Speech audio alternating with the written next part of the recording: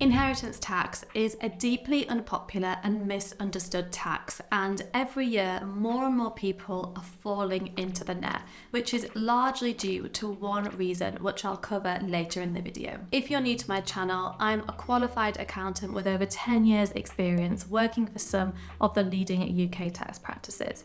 In this video, I'll cover some of the main facts that you need to know about inheritance tax to figure out whether you'll need to pay it. And stick around to the end of the video because I'll share some of the straightforward ways that people use to avoid paying inheritance tax. This video is kindly sponsored by Shortform. Point 1, it doesn't just affect the super rich. You don't need to be super wealthy to fall within the scope of inheritance tax. Actually, if your assets, which include your property, your money, and your possessions, have a value of over £325,000, then your estate could be subject to inheritance tax. And that's because £325,000 is the tax-free threshold, and that's frozen until 2028. Number 2, the spousal exemption. Anything that you leave to your spouse or civil partner is free from inheritance tax, but that exemption doesn't apply if you're just living with somebody. So say that Mr. Smith dies and he leaves his £2 million house to his wife, Mrs. Smith.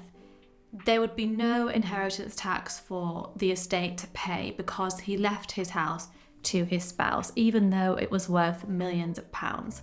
If he'd left that to somebody else, say his nephew, then the estate would be subject to inheritance tax over the £325 threshold. If he'd left the home to his kids or his grandkids, then there would be separate rules that would apply, which I'll cover later on in the video. So you can see that there's a big benefit in the inheritance tax rules to being married because you get to use the spousal exemption, and that's not available if you're not married to anybody. Number 3, more people are having to pay inheritance tax. In the year 2020 to 2021, only around 4% of UK households were paying inheritance tax because it's really a tax that impacts the most affluent households.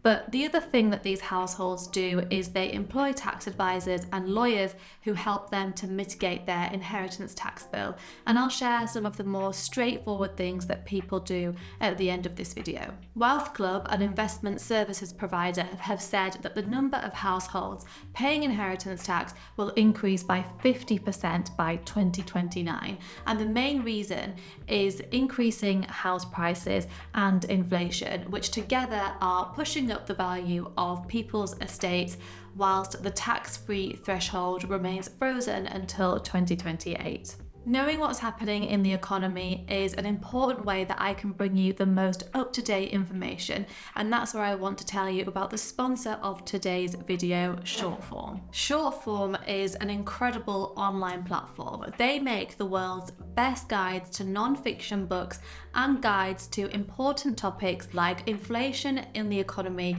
and what's happening with Bitcoin. The great thing is that Shortform not only summarizes the key ideas within a book, but also provides insights so that you can understand the ideas in the book better. There are loads of genres on the platform, but the ones I have been loving are economics, lifestyle, and business. I've been enjoying The Simple Path to Wealth by J.L. Collins, which gives readers a simple roadmap on how to become financially independent and how much of a nest egg you need to build to get there. Don't miss out on this chance to learn faster with 20% off an annual subscription. Visit shortform.com/Kiran. Thank you to Shortform for sponsoring this video. Point number 4, houses have special rules. If you leave your home to your kids or your grandkids, you get an extra tax-free allowance of £175,000, which is called the residence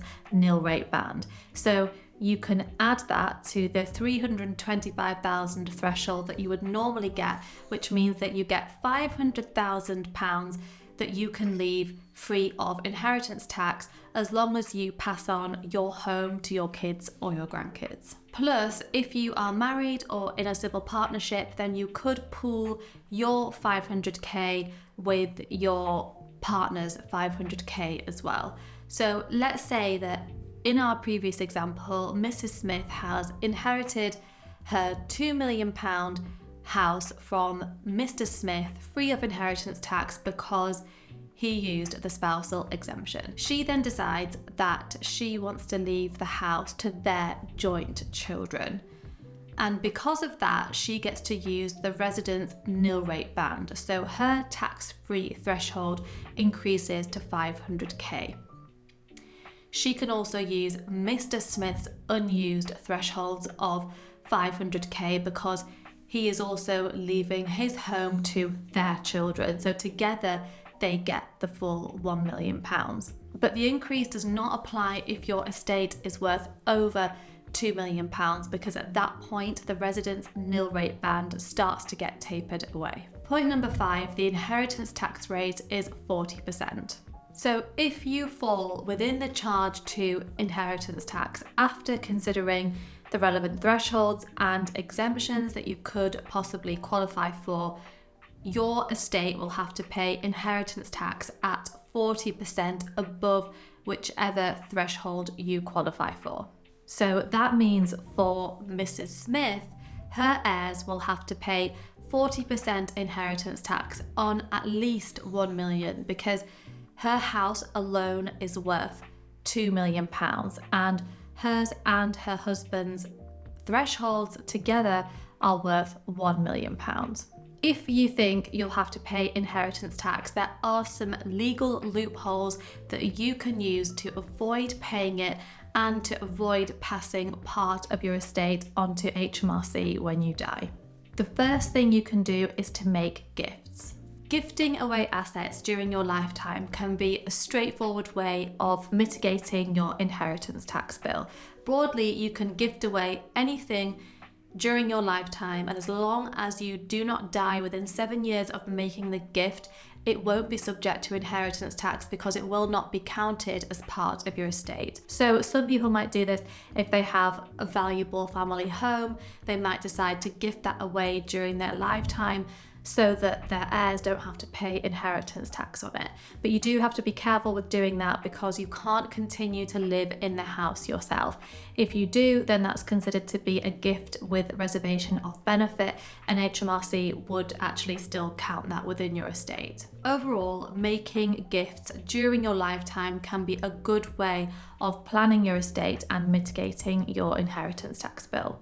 The second thing you can do is to make use of pensions. This is another straightforward one because pensions can be passed down free of inheritance tax. So some families with larger pensions might choose to spend money that's subject to inheritance tax first. So they might choose to spend money that's in a savings account and then pass on their pension tax-free to their children.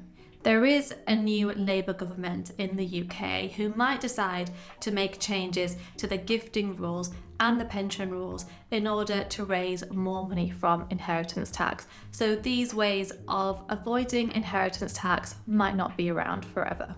I hope this video was useful. I'll leave another one linked on the screen that you might enjoy around the other changes that the Labour government could make. Don't forget to subscribe if you haven't already because it really will help the channel to grow. See you next time.